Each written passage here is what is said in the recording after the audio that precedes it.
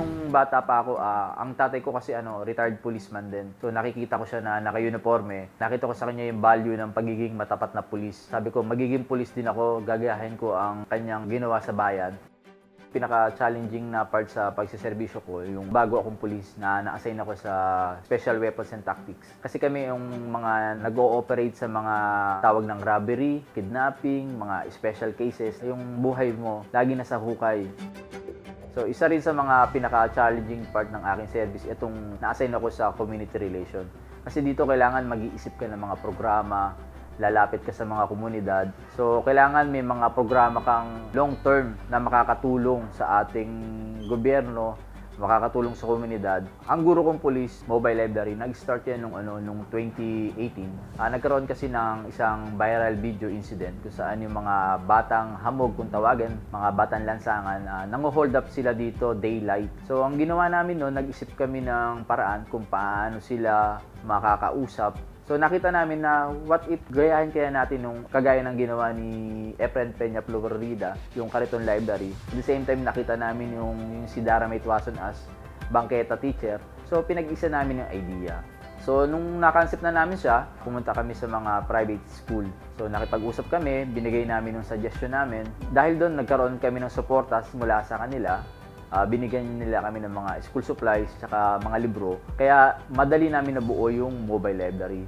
Ngayon, nag-start kami sa area ng Malate. Doon namin kasi nakita yung mga nag-viral na mga bata. Sila yung mga nagnanakaw. Sila mismo yung target beneficiary namin sa programa na yun. So, nag-start siya doon. Ngayon, yung mobile library, kinikater to sa hindi lang sa Metro Manila. Nakarating na rin to sa Mindanao. So, yung mga batang lansangan na tinuturuan namin, pinurso namin sila na makapag-aral ulit, bumalik sila sa school.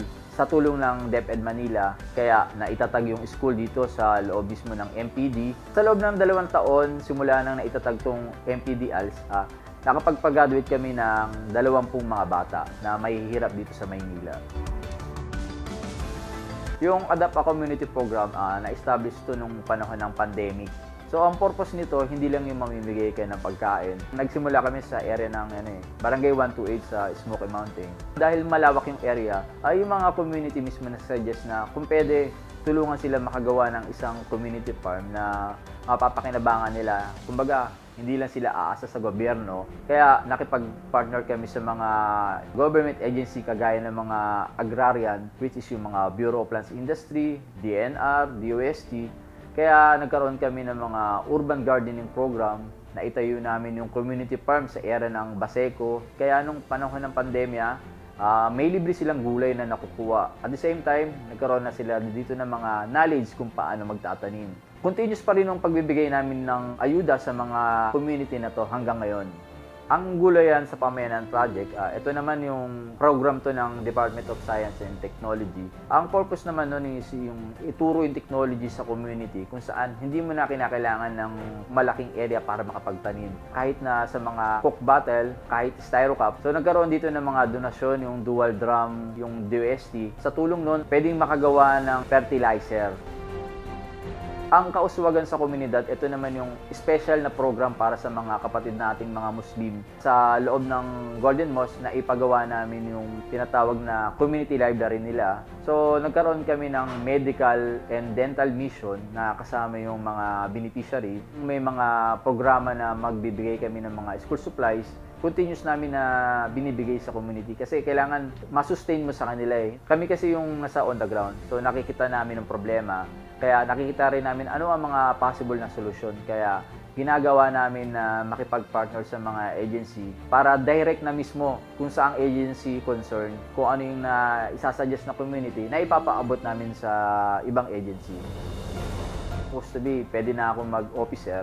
Pero since nung nag-start yung program, yung mobile library, parang nakita ko yung kagandahan niya. Sabi ko, siguro isasantabi ko na lang yung personal ko na kagustuhan. Kasi parang may mas malalim pa na dahilan bakit ginawa to, bakit binigay sa akin ng Panginoon tong obligasyon na to. Pangalawa, yung time sa family kasi mas lamang ngayon yung trabaho kaysa yung sa family naman nakakasama mo sila.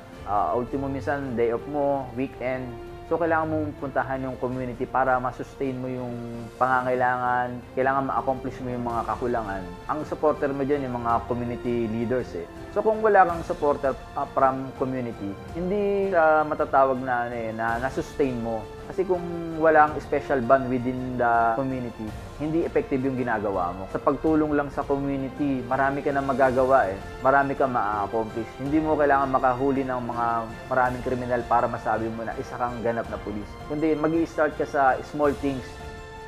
Nagsisimula ang pag-unlad ng bayan na may pusong may malasakit, pusong may pagmamahal, at pusong sinasabuhay ang salita ng Diyos. Police Chief Master Sergeant Dennis D. Bendo.